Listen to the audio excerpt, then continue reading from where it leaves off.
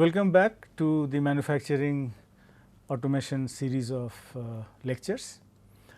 Now, in our last session we discussed some of the important points about the feed track, and it was told that feed tracks should not be unnecessarily long to make use of the space optimally.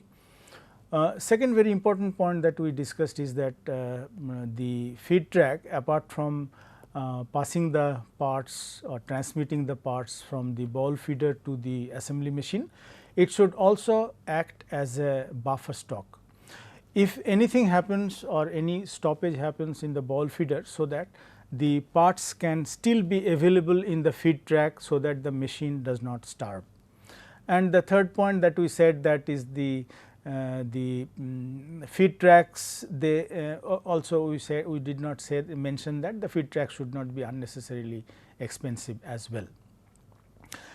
After that, we have discussed some escapements. These are the devices. We said that when the parts have to be fed to the assembly machine one by one.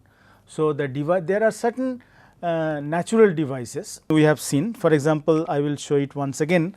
So, you can see that these are the natural devices. I am just summarizing them. These devices are activating the escapement. Okay. Escapements are being activated by the parts and the work area, but in the actual escapement, the idea is that the escapement will activate the parts and the work carrier, so that one by one the parts could be fed to the assembly machine. We have shown some of the examples of the escapement. For example, here it was a ratchet escapement. It is for releasing of one part at a time or more than one part by using a pawl which is pivoted here and which actually goes to and fro. So, this is the arrow which is shown, which is the direction of movement of the pawl. Now, here is another example that have been shown, that using these kind of pawls or these kind of mechanisms, one can pull it to and fro, okay, pull or push to and fro, and the parts will be taken from the feeder, delivered to the machine, assembly machine one by one. Well, let us see the other examples. For example, in this case, slide escapements delivering into single feed chute. Here these are the parts coming from the feeder, either it can be a horizontal feeder or it can be a vertical feed delivery, and the parts, when it is coming at the end of the feeder, there is a cross slide here, and this slide can reciprocate. While reciprocating, while the slide is going to this side, it will take one part from the feed track and it will deliver to the machine. So, this is going to the assembly machine. So, while it is delivering one part to the assembly machine, the other parts in the feeder will be held back. So, they will not be able to fall, and then again when the cross slide is going to the right side, then all parts will be falling up to this, and the size of this cross slide accordingly made according to the parts, so that only one part can be selected and the one part can go into the machine.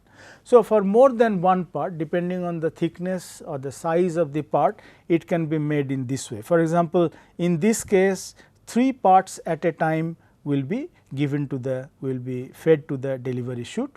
So, in that case, the height of the cross slide or the width of the cross slide is made in accordingly, either to be fed fed one part or more than one part can be fed. Slide escapements operating several feed chutes. Look at this, from the feeders the parts are coming in this way, and here there is a slide where it has the grooves for the parts to be nested, and these grooves are made according to the size of the part, so that only one part can go to that groove. So, as you can understand, this is also self explanatory, that as the slide is going to the right side, it will subsequently take up the parts from the feeders in the groups, and when the slide is going to the left, these parts will be coming one to this, another to this slide feed chute, and the third to this feed chute. So, as you can understand that depending on the requirement, it can be number of parts can be fed taken from the feeder, and this line diagram is quite self explanatory. So, this is for spherical, cylindrical or plates, for example, this kind of escapements can be used.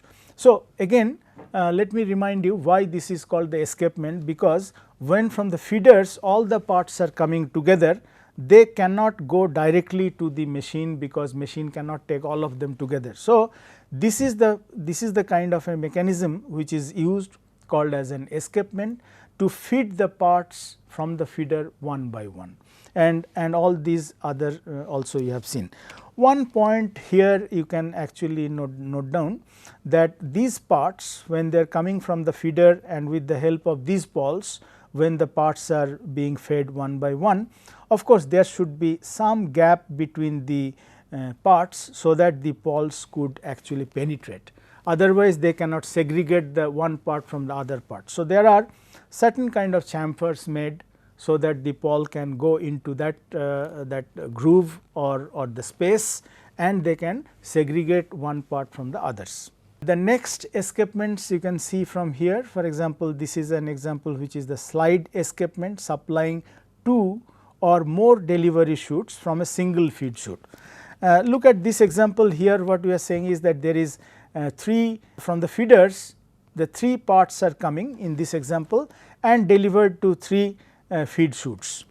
In this example, what we are doing is, when we are taking from the feed track, from one feed track, and it is being delivered to once to this feed chute and another to this delivery chute. So, how it works, it is also quite explanatory, self explanatory. This slider, this has 2 groups, one in here, one in here. While it is coming from this side, while it is going to the left, for example, this will be collected, the parts will be collected in group 1 and group 2, and then when it is going to the other side, the parts from this will be coming to this groove this chute, and this part will be coming, another part will be coming to the another chute. So, that means from one feeder subsequently you can put in one delivery chute once and in the second delivery chute next. So, parts fed from a single feed track to be equally divided between 2 delivery tracks, useful where 2 identical parts are to be used particularly. So, parts are being supplied alternatively to the delivery chutes. Once it is one part is going and the similar part is coming to the other delivery chute during the movement of the slide. Here, for example, if it is 2, so more than 2 can be also supplied. Here it is another design is given, supplying parts simultaneously to several delivery chutes, and the diagram is again self explanatory, that from the feeder the parts will be collected to this groove in the movement of this slider in one way, and while it is coming to the other way, these parts will be delivered to the chutes, to the delivery chutes. There is a compression spring given here, and that compression spring helps the arm to move to and fro. Okay. Now, here is another example of an escapement which is called the drum escapement, and in the drum escapements parts fed and delivered side by side, in the sense that from the feeder it is coming to the escapement, to the drum, and the drum is inside, which is rotating inside a casing. This is outer casing is a stationary casing. So, in the drum we have the groups here, all right, and these groups can nest the parts which are coming from the feeder. So, if suppose the drum is rotating in the anti-clockwise direction, so while it is aligning with the feeder, the parts will be nested to this groove of the drum, and while rotating further and as it is being aligned to the exit, the parts will be stripped off the drum and it will come down to the delivery chute. Drum is mounted vertically and the parts are fed and delivered side by side. Okay. So, this is another advantage, and also this drum escapement also is used for using the space, where the space between the ball feeder and the machine is limited. On passing through the escapement, the parts can be turned through a given angle. This is another advantage of the drum escapement. Now, here this is another principle, parts fed end to end, all right, and delivered side by side. So, it may so require that parts are coming in a certain position, and the machine that the assembly machine will accept the part in another position, for example.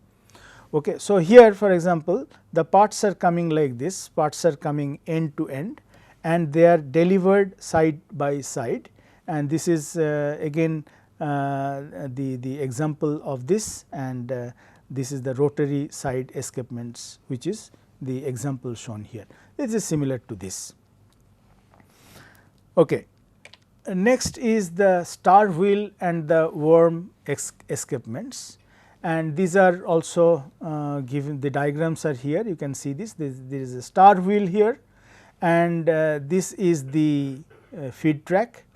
Now, inside the feed track there is a space here through which the star wheel can rotate, and while rotating, the distance between the teeth of the star wheel is made in such a way that it will actually grab one part and then deliver, while the other parts will be held by the other teeth of the star wheel while it is rotating. It rotates at a very lower speed, the speed which is required for the machine to be, for the parts to go to the machine.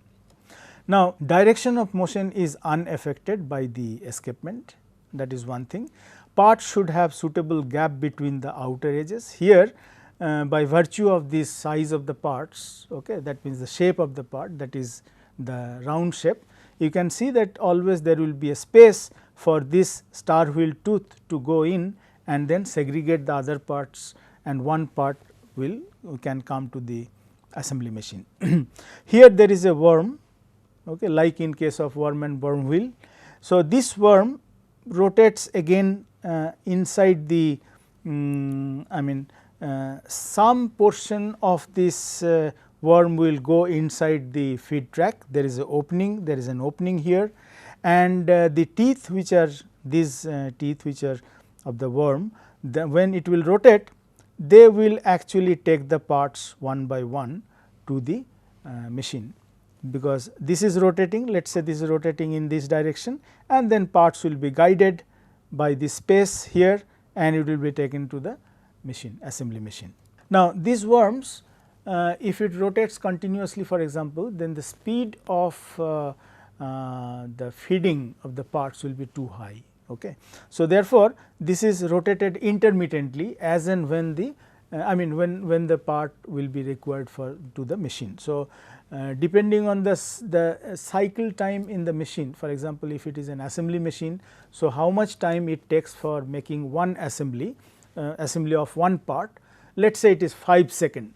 So, it will stop for 5 seconds, after 5 seconds it will again take another part, so that the machine can accept. That is what we mean by driving this intermittently.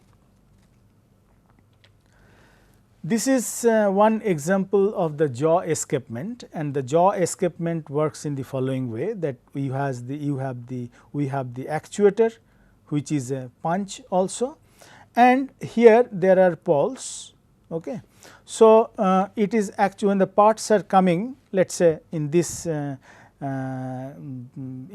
figure you can see that from the feeder the parts are coming like this, and the actuator can be also used as the escapement, as well as when it is required to push, for example.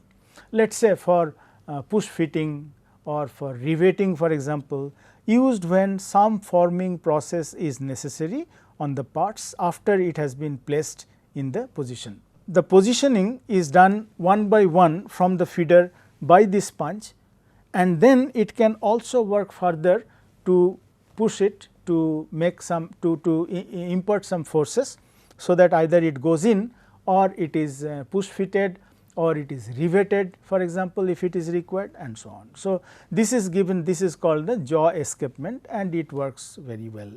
So, here in this diagram as you can see that this is the escapement and the actuator comes, releases this part from the escapement and then doing some forming work, that means imparting some force if it is required.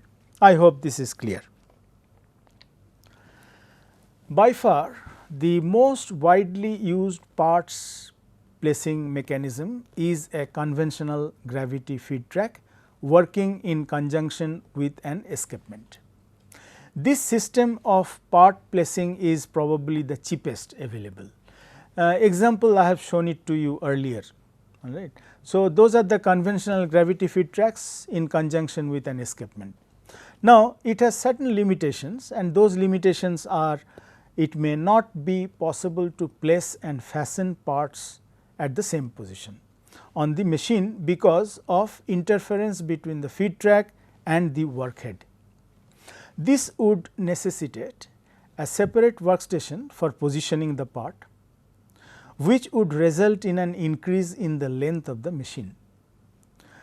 It then becomes necessary to retain the part in its correct orientation in the assembly during the transfer.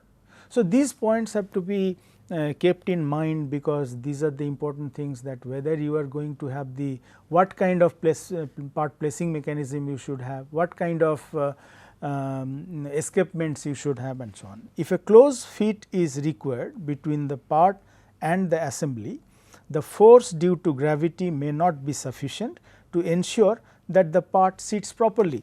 This example exactly means that suppose you are putting that in the place and it is not enough that with the gravity it will go into this, into the position. So, there you may need some kind of force from outside to impart on the part, so that it can actually be placed here. Otherwise, also what may happen is that part may be misplaced in the position, it may be wrongly positioned. Okay. So, that is another thing which will be which can make a faulty assembly, for example. If a part cannot be suitably chamfered, the gravity feed track may not give the precise location required.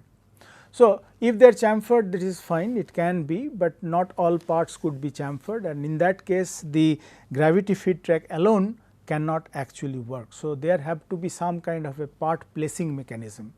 Okay. Apart from the escapement what we have discussed, their job is to put the part one by one to the, feed the part one by one to the machine. Okay. Here what we are talking about, that some of the gravity feed tracks along with the escapement, that may not be enough for the parts to put in a right position. So, for that we need normally a part placing mechanism. Let us see what are the part placing mechanisms. Normally they are the manipulators, they are the robot hands and so on. However, look here, this is the diagram which is showing the screw placing and driving. See, here in this diagram what is shown is that from the feed track the parts are coming in here. So, this is the jaw, or this is the screw drive, for example, this can go up and down. So, while going up to this position, it can allow the part to come in, one part to come in, the space can be such that one part goes in, and then after that this screwdriver, it can be a screwdriver as well. So, this can go in and it can apply some torque, so that the screw can actually go inside the threaded hole. So, both of them, both these two working conditions are shown here. For example, here the part is placed, okay, and there are jaws here, so that the jaws could be acted as an escapement, and after that the screwdriver comes in and it rotates to impart the torque to this. So, for placing of screws and rivets, which together form a large proportion of all part placing requirements, and where the tool activates the escapement and applies the required force to make assembly possible, the gravity feed track is invariably used. So, all these in all these cases the gravity feed track is used.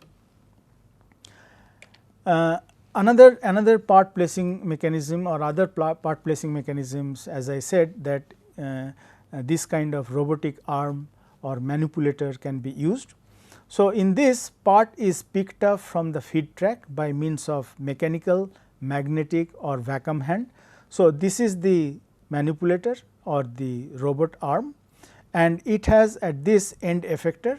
It can be a mechanical gripping or it can be a magnetic if the parts are of ferromagnetic material, or it can be a vacuum hand. For example, if the television screens are to be picked up, or if a very precise plate should be picked up where you cannot afford to have any kind of gripping, so that there is no scratch or anything, okay, or computer screens for example. Okay. So, they from the feeder the parts are coming here, and it will the robot manipulator, it will come like this, then the end effector will come to this position, pick it up, go up, and then again going to this side and putting it in the work carrier. So, it will pick up from the feeder and it will place to the work carrier, that is the part placing mechanism, the job of the part placing mechanism. Picks up job vertically, transfers along a straight path and horizontally, and place vertically again. So, this kind of movement can be programmed, so that all the time it will move like this, come here, go up again and come to this position. So, it can actually repeat this position. So, they are normally programmed, so that the parts can be placed one by one from the feeder to the work carrier.